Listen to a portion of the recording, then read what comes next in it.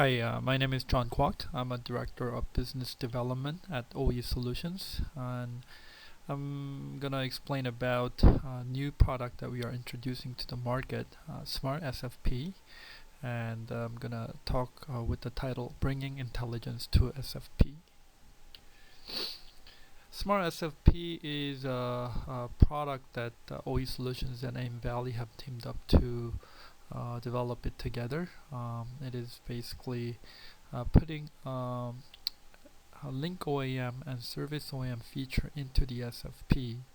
We are naming this product Gigabit Ethernet Smart SFP, and this product increases the network performance management and SLA assurance capabilities. As you can see in this picture, summarizes the functions of a Smart SFP very well. It is a conventional SFP, as you see in the picture, but these blocks with the color basically indicates the functionality that we are adding to the SFP. 802.3AH EFM, 802.1 GCFM, Y.1731, and remote DDM. As mentioned in the bullet items, Smart SFP is a conventional SFP if the user chooses not to implement it. Some of the value offerings that Smart SFP brings to the customers, it reduces the cost in installation of OEM features, so reduces the capex expense, and also remote troubleshooting is capable, so it reduces the maintenance cost. And basically this SFP is a zero footprint for implementing OEM features. It significantly saves the rack space, and by having all these and having lower power consumption, it offers lower carbon footprint. Applications. Smart SFP can be used in many different applications. Some of the examples are shown here: a mobile backhaul, telco wholesale, broadband access infrastructure and backhaul, and for business access, Ethernet. For people who are not familiar with OEM functions, I would like to give some background information. First of all, Ethernet demarcation. Ethernet does not have a clear demarcation point, and that actually makes an obstacle to become a carrier grade. And by having Ethernet demarcation, it provides separation between the carrier Ethernet WAN and enterprise LAN. It's explained here in the picture, and the demarcation point can be implemented by NID or NTE. NID is a network interface device, and NTE is a network termination equipment. So by having this demarcation point, you can have a carrier Ethernet visibility on carrier Ethernet network side and customer network side. And this enables the testing and monitoring of both networks, and then NID functions can be in standalone device mode, or it can integrate it into the first mile transport device or in the CPE equipment. So what is Ethernet OEM? It benchmarks existing WAN technologies, and Ethernet OEM feature is a key differentiator to make the network carrier Ethernet grade.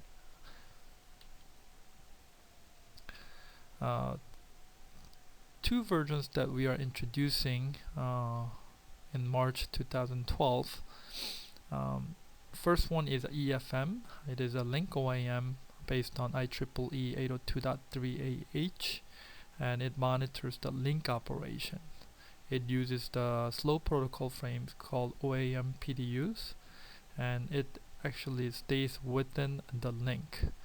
It does not go beyond the link, and the picture here shows the simple link between the carrier Ethernet network edge and the demarcation point in the customer premise. Key functions in EFM are OAM discovery, link monitoring, false signaling, and remote loopback. And some of the OAM events are link fault, dying gasp, and critical event.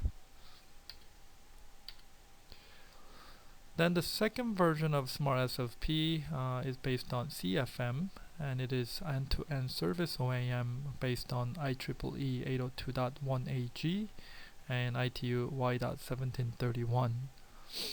As you see here, there are two customer premises at the end of the services, and between these end-to-end connectivity with the OAM, end-to-end service OAM, you can detect, verify, isolate, and report connectivity faults.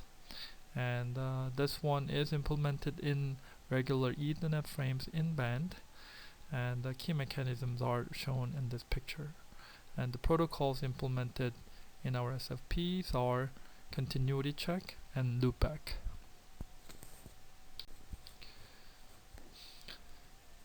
So how does Smart SFP work? Basically, our Smart SFP takes a role as an NID. The picture shown here is a typical setup for demarcation box. So there is a connection between metro core node and the demarcation device, and then the connection is between demarcation device and the customer edge equipment. So by having our Smart SFP, you can replace the demarcation device in the middle, and Smart SFP itself works as a demarcation device, and it can plug right into the customer edge equipment, and it integrates OE conversion, which is a typical functionality of SFP, but we do have a protocol function on top of OE conversion in a single SFP. Because of this, our Smart SFP can be offered in many different flavors. Basically, it can be offered in all our Gigabit Ethernet products, namely 500 reach from 500 meter all the way up to 80 kilometer. It can be provided in both single fiber version as well as the dual fiber version, and it can be also implemented in both gray optics or CWDM optics.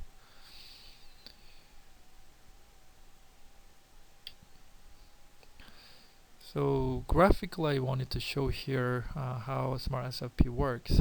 So for EFM link OAM case, Smart SFP, once it gets plugged in, it can OAM can be discovered automatically, and it does monitor link. And also, once you lose the power on the customer equipment side, you actually get the signal back into the network, which is called dying gasp. This can be differentiated from fiber cut. It is indeed power of failure in the equipment side. Also, for DDM functions, typically it is only available in the local level, only on the board, whereas Smart on the board that SFP is located. But in this Smart SFP, you can actually access the DDM information from remote side. So it is with the remote DDM functionality. So carrier Ethernet network side can pull the information from the Smart SFP, and all the information in DDM A0H and A2H can be accessed from the remote location. This picture shows end-to-end service OAM. Basically, it does sends out the continuity check signals, CCM signals, to each other. It can be set in a desirable interval, and it basically checks the heartbeat of the connections.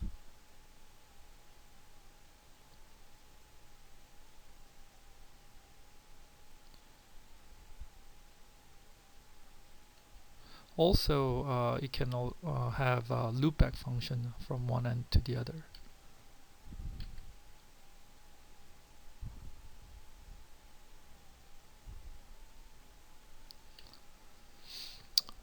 Then I would like to compare our Smart SFP to some of the competing technologies in the market. As I have explained, we are introducing two different versions of Smart SFP. First one is a link OAM, and the second one is a service OAM Smart SFPs, and both versions do follow standards. Link OAM follows IEEE 802.3AH, and Service OAM version follows IEEE 802.1AG and ITU Y.1731. In our Link OAM case, you only need Smart SFP in customer equipment side. You can just have a conventional SFP on the other end. There are two different competing solutions in the market. One is using an ASIC technology, which does not follow the standards, and also another solution using optical modulation, and that basically has only the DDM and the dying gas function. It does not follow 802.3AH. And also in that solution, you do need to have their version of a Smart SFPs at both ends. I would like to wrap up my presentation here. I would like to thank everyone for watching this video. And for further information on our Smart SFP, please contact our website www.oesolution.com or come to www.smartsfp.com. Thank you.